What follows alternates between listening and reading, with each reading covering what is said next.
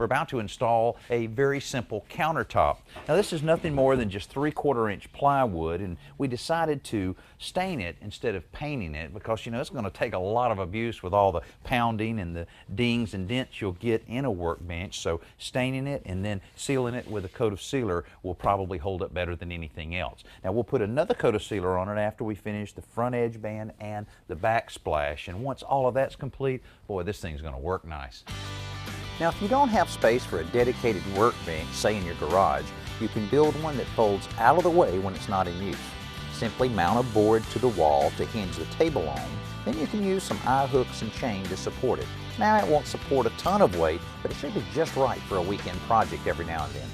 Another flexible option is the portable work tables the guys are building back in our shop.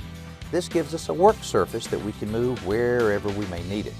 Now on the main workbench, we've left a little gap between two of the cabinets for a trash can or a stool to slip in, but we did need to support the countertop where it crosses it. So Tim and Chris are adding some 1x4s to bridge the space. They're also putting in a 2x4 inside one of the cabinets where the two pieces of plywood will have to be seamed. Then it's just a matter of laying the pieces in place and nailing them down to the cabinet.